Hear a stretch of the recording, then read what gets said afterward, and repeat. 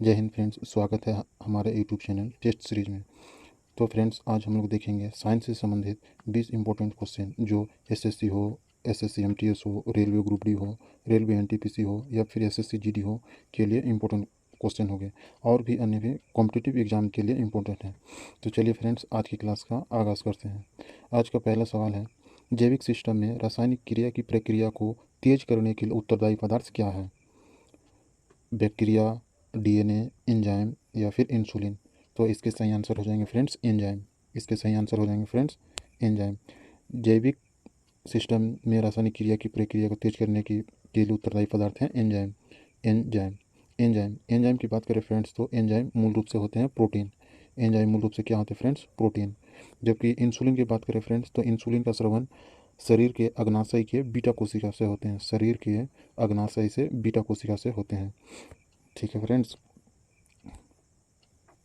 शरीर के अग्नाशय के बीटा कोशिका से होते हैं। शरीर के अग्नाशय के बीटा कोशिका से होते हैं। शरीर के अग्नाशय के बीटा कोशिका से होते हैं। Next, bacteria. बैक्टीरिया की बात करें फ्रेंड्स, तो बैक्टीरिया की खोज किसने की? ल्यूवेन हॉक ने की। बैक्टीरिया की खोज किसने की थी? ल्यूवेन हॉक ने की थी। जबकि डीएनए, जो शरीर की आनुवांशिकता की इकाई बोले जाते हैं फ्रेंड्स, डीएनए को शरीर की आनुवांशिकता की इकाई है डीएनए। नेक्स्ट क्वेश्चन फ्रेंड्स, पढ़ने में काम आने वाले ग्लास लेंस किस प्रकार के लेंस से बने होते हैं फ्रेंड्स? तो पढ़ने में काम आने वाले ग्लास लेंस किस प्रकार के लेंस होते हैं? तो अवतल लेंस, उत्तल लेंस, साधारण लेंस या फिर ए और बी दोनों लेंस। तो इसके सही आंसर हो जाएंगे फ्रेंड्स उत्तल लेंस। उत्तल लेंस। पढ़ने में काम आने वाले लेंस किस प्रकार के होते हैं? उत्तल लेंस। उत्तल लेंस।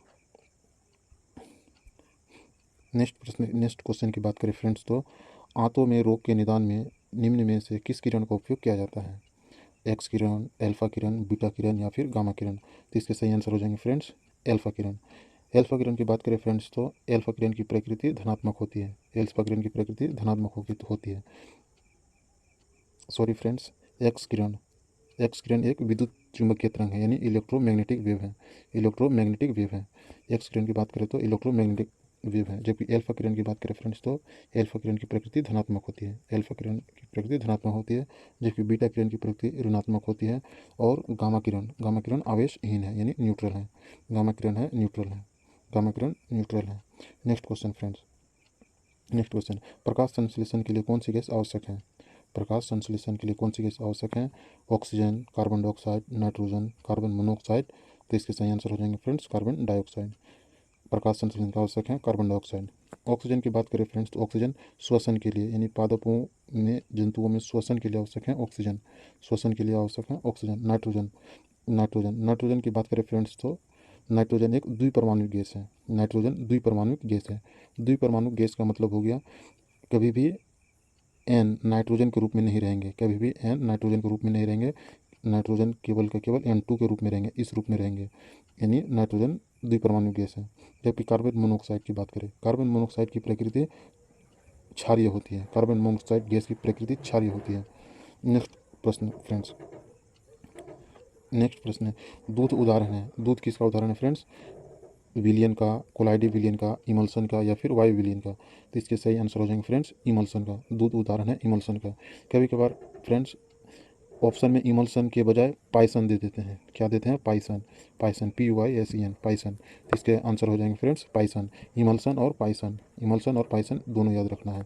दूध उदाहरण हो गया इमल्सन का या फिर पाइसन का। नेक्स्ट प्रश्न देखते हैं फ्रेंड्स। नेक्स्ट प्रश्न है, स्टील की कठोरता प्रदान करने के लिए बढ़ाई जाती है, किसकी मात्रा बढ़ाई जाती है? ऑप्शन है कार्बन की मात्रा, मैग्नीज की मात्रा या फिर सिलिकॉन की मात्रा या फिर क्रोमियम की मात्रा। तो इसके सही आंसर हो जाएंगे फ्रेंड्स क्रोमियम की मात्रा। क्रोमियम की मात्रा। स्टील की कठोरता बढ़ाने के लिए मिलाई जाती है क्रोमियम की मात्रा। क्रोमियम की बात करें फ्रेंड्स, तो क्रोमियम का ऑटोमिक नंबर हो गए फ्रेंड्स 24, यानी 24। क्रोमियम का ऑटोमिक नंबर हो गए फ्रेंड्स 24। ग्रुप डी के एग्जाम में कई बार पूछे जाते हैं फ्रेंड्स, कई सारे तत्वों का ऑटोमिक नंबर पूछ लिए जाते हैं अचानक। मैग्नीज की बात करें फ्रेंड्स, तो मैग्नीज का संकेत होते हैं MN। MN मैग्नीज के संकेत होते हैं MN। मैग्नीज के संकेत होते हैं MN। मैग्नीज की ऑटोमिक नंबर बात करें फ्रेंड्स, तो मैग्नीज की ऑटोमिक नंबर हो गए 25, यानी 24। मैग्नीज का ऑटोमिक नंबर 24। कार्बन को तो सही पहचानते हैं फ्रेंड्स। सिलिकॉन, सिलिकॉन की बात करें फ्रेंड्स, तो सिलिकॉन जो है एक उपधातु है। सिलिकॉन उपधातु है। सिलिकॉन की ऑटोमिक नंबर बात करें फ्रेंड्स, तो सिलिकॉन की ऑटोमिक नंबर 14 होते हैं। सिलिकॉन के ऑटोमिक नंबर 14 होते हैं। नेक्स्ट क्वेश्चन फ्रेंड्स, क्रोमेटोग्राफी तकनीकी में प्रयोग किया जाता है, किसका प्रयोग किया जाता है फ्रेंड्स? क्रोमेटोग्राफी में किस तकनीक का प्रयोग किया जाता है? तो रंगीन पदार्थ की पहचान करने में, पदार्थों की रचना ज्ञान प्रदान करने में, रंगीन पदार्थों के प्रभाव आसमान में, या फिर एक मिश्रण से पदार्थों को अलग करने में। तो इसके सही आंसर हो जाएंगे फ्रेंड्स सी नंबर ऑप्शन, रंगीन पदार्थों के प्रभाव आसमान में, रंगीन पदार्थों के प्रभाव आसमान में। नेक्स्ट क्वेश्चन है हमारे फ्रेंड्स, एक कार बैटरी में प्रयुक्त विद्युत अवघटन होते हैं HCl का, H2SO4 का, नाइट्रिक अम्ल का, या फिर जल का। तो इसके सही आंसर हो जाएंगे फ्रेंड्स विद्युत अवघटन में प्रयोग होते हैं H2SO4 का, यानी सल्फ्यूरिक अम्ल का। HCl की बात करें फ्रेंड्स तो HCl का निर्माण शरीर के अंग से भी होते हैं, जबकि HCl का अन्य नाम होते हैं म्यूरेटिक अम्ल।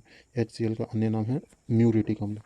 नाइट्रिक अम्ल है जल की बात करें फ्रेंड्स तो जल के एक अणु में हाइड्रोजन और ऑक्सीजन के आयतन के अनुपात होते हैं फ्रेंड्स 1:8। जबकि नेक्स्ट क्वेश्चन फ्रेंड्स, यदि किसी ऐनक के लेंस की शक्ति 2 डायोप्टर है तो इसकी फोकस दूरी क्या होगी? 200 सेंटीमीटर, 100 सेंटीमीटर, 50 सेंटीमीटर, या फिर 2 सेंटीमीटर। तो इसके सही आंसर हो जाएंगे 50 सेंटीमीटर। इसके सही आंसर हो जाएंगे फ्रेंड्स 50 सेंटीमीटर। अब कैसे, इसको देखते हैं। जब भी शक्ति डायोप्टर में दिया हो तो इसके लिए P बराबर 1/f से ज्ञात करेंगे, जबकि P हमेशा डायोप्टर में दिया हो तो हमेशा समझना होगी मीटर में ज्ञात क्या होगा। अब P का मान यहाँ 2 बराबर 1/f। अब यहाँ 2 मीटर में दिया है फ्रेंड्स, तो इसके लिए हमें 100 से भागा लगाना है। अब 100 से भागा लगा दिया तो यहाँ 2 कैंसिल, बच गए 50। यहाँ f का मान 50, f होंगे 50, यहाँ से आ गए 50 सेंटीमीटर। नेक्स्ट क्वेश्चन फ्रेंड्स, परमाणु के नाभिक के अवयव हैं इलेक्ट्रॉन और प्रोटॉन, या फिर इलेक्ट्रॉन और न्यूट्रॉन, या प्रोटॉन और न्यूट्रॉन, या फिर प्रोटॉन और इलेक्ट्रॉन, तीनों। इसके सही आंसर हो जाएंगे फ्रेंड्स प्रोटॉन और न्यूट्रॉन, यानी सी नंबर ऑप्शन प्रोटॉन और न्यूट्रॉन। परमाणु के नाभिक के अवयव हैं प्रोटॉन और न्यूट्रॉन। नाभिक के अवयव हैं फ्रेंड्स बोले हैं, ना कि कुल परमाणु। ये बन गए हमारे परमाणु के अंदर होते हैं नाभिक, छोटा सा नाभिक। इसी नाभिक की बात पूछे हैं, परमाणु के नाभिक, यानी ये हो गए नाभिक। परमाणु के नाभिक के अवयव हैं प्रोटॉन और न्यूट्रॉन। जबकि इलेक्ट्रॉन की बात करें फ्रेंड्स तो इलेक्ट्रॉन चारों ओर चक्कर लगाते हैं। यहाँ परमाणु के नाभिक की बात बोले हैं फ्रेंड्स, परमाणु के नाभिक में होते हैं प्रोटॉन और न्यूट्रॉन। जबकि ओवरऑल परमाणु की बात करें तो परमाणु में शामिल होते हैं इलेक्ट्रॉन, प्रोटॉन और न्यूट्रॉन। और जबकि इलेक्ट्रॉन बाहरी कक्षा में चक्कर लगाते हैं, और नाभिक परमाणु के अंदर पाए जाते हैं प्रोटॉन और न्यूट्रॉन। नेक्स्ट प्रश्न फ्रेंड्स, मच्छर भगाने वाली दवाओं में सक्रिय रसायन है एलिथ्रिन। मच्छर भगाने वाली दवाओं में सक्रिय रसायन है फ्रेंड्स एलिथ्रिन। इसके ऑप्शन नहीं है फ्रेंड्स, सीधे आंसर मच्छर भगाने वाली दवाओं में सक्रिय रसायन है एलिथ्रिन। इनमें से सबसे बड़ा भंडार किसका है? सौर ऊर्जा का, ज्वारीय ऊर्जा का, परमाणु ऊर्जा, या फिर ऊष्मीय ऊर्जा। तो इसके आंसर हो जाएंगे फ्रेंड्स सौर ऊर्जा का। सबसे बड़ा भंडार है फ्रेंड्स सौर ऊर्जा का, सौर ऊर्जा का। नेक्स्ट प्रश्न को देखते हैं फ्रेंड्स। हमारा नेक्स्ट प्रश्न, रेडियोधर्मी पदार्थ उत्सर्जित करते हैं अल्फा किरण, बीटा किरण, गामा किरण, या फिर उपरोक्त सभी। तो इसके सही आंसर हो जाएंगे फ्रेंड्स उपरोक्त सभी, यानी डी नंबर ऑप्शन। रेडियोधर्मी पदार्थ उत्सर्जित करते हैं अल्फा, बीटा और गामा। रेडियोधर्मी पदार्थ, एक प्रश्न ये भी पूछ लिए जाते हैं फ्रेंड्स, रेडियोधर्मी पदार्थ अल्फा, बीटा और गामा किरण उत्सर्जन करने के पश्चात अंततः किस में बदल जाते हैं? तो इसका सही आंसर हो जाएंगे फ्रेंड्स सीसा में बदल जाते हैं, यानी पीबी, लेड में बदल जाते हैं। इसके सही आंसर हो जाएंगे फ्रेंड्स लेड में बदल जाते हैं।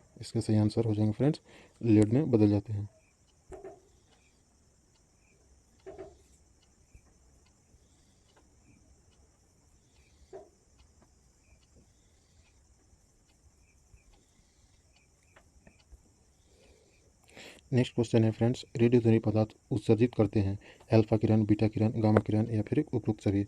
इसके सही आंसर हो जाएंगे फ्रेंड्स उपरोक्त सभी, यानी रेडियोधर्मी पदार्थ उत्सर्जित करते हैं अल्फा किरण, बीटा किरण और गामा किरण, तीनों किरण उत्सर्जित करते हैं। एक सवाल ये भी पूछ लिए जाते हैं फ्रेंड्स, रेडियोधर्मी पदार्थ किरण उत्सर्जन करने के पश्चात अंततः किस में बदल जाते हैं? तो सीसा में बदल जाते हैं, यानी पीबी में बदल जाते हैं फ्रेंड्स।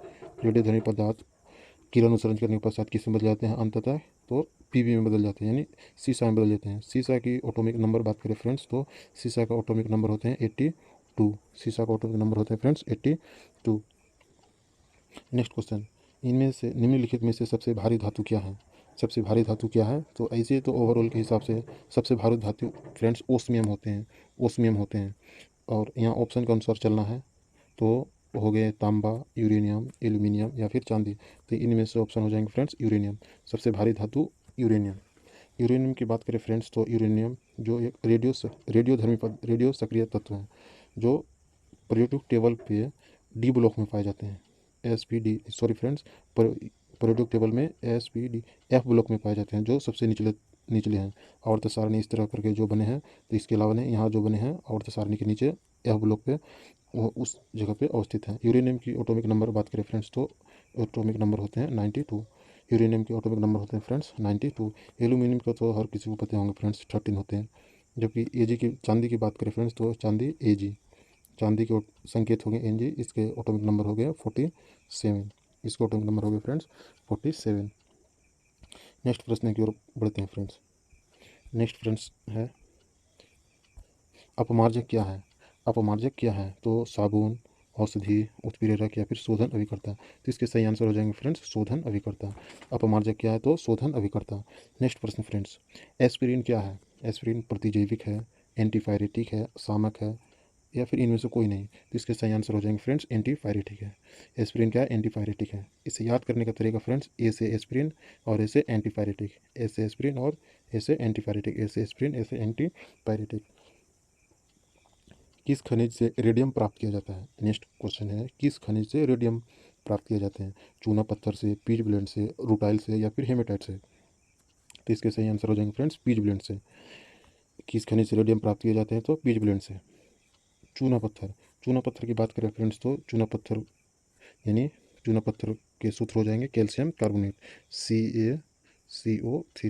CaCO3 यानी चूना पत्थर यानी कैल्शियम कार्बोनेट चूना पत्थर को ही कैल्शियम कार्बोनेट होते हैं जिसके सूत्र है CaCO3। हेमेटाइट की बात करें फ्रेंड्स तो हेमेटाइट लोहे के अयस्क हैं जो Fe जो हेमेटाइट के सूत्र हो जाएंगे फ्रेंड्स Fe2O3। हेमेटाइट के सूत्र हो जाएंगे फ्रेंड्स Fe2O3। हेमेटाइट के सूत्र हो जाएंगे Fe2O3। हेमेटाइट के सूत्र हो जाएंगे फ्रेंड्स Fe2O3। नेक्स्ट क्वेश्चन, मधुमक्खी कॉलोनी के सदस्य एक दूसरे को किस प्रकार पहचानते हैं? गंध से, सॉरी फ्रेंड्स यहाँ गंध होना चाहिए, गंध से, उसके बाद दृष्टि से, नर्तन से या फिर स्पर्श से। तो इसके सही आंसर हो जाएंगे फ्रेंड्स नर्तन से। मधुमक्खी कॉलोनी के सदस्य एक दूसरे को पहचानते हैं नर्तन से। नर्तन बोले तो मधुमक्खी अपने आप में ही एक तरह के मतलब कि साउंड उत्पन्न करते हैं जो नर्तन कहे जाते हैं, यानी मधुमक्खियों की एक तरह की भाषाएं होती हैं जो एक दूसरे को पहचान लेते हैं, किससे? नर्तन से। Next question friends, next question की ओर आगे बढ़ते हैं। मनुष्य के आज का आखिरी सवाल फ्रेंड्स, टेस्ट का आखिरी सवाल, आधुनिक मनुष्य हाल का पूर्वज है? जावा मनुष्य का, क्रोमैग्नन मनुष्य का, निरंतर थल मनुष्य का या फिर पैकिंग मनुष्य का। इसके सही आंसर हो जाएंगे फ्रेंड्स क्रोमैग्नन मनुष्य का। आज का टेस्ट का आखिरी सवाल कंप्लीट हो चुका फ्रेंड्स। तो फ्रेंड्स आप सभी से एक रिक्वेस्ट है, अगर हमारी क्लास आपको पसंद आती है तो फ्रेंड्स तो लाइक कीजिए, शेयर कीजिए एक दूसरे फ्रेंड्स को, हमारे चैनल पे कमेंट कीजिए। किसी भी तरह के टेस्ट की ज़रूरत हो फ्रेंड्स, तो किसी भी तरह के क्वेश्चन का डाउट हो फ्रेंड्स तो हमें कमेंट बॉक्स पर भेज सकते हैं। इसी तरह के टेस्ट प्राप्त करने के लिए फ्रेंड्स हमारे यूट्यूब चैनल टेस्ट सीरीज में बने रहिए। फिर हम अगले टेस्ट लेकर उपस्थित हो रहे हैं आप सभी के समक्ष। तब तक के लिए मिलते हैं फ्रेंड्स नेक्स्ट क्लास में। जय हिंद।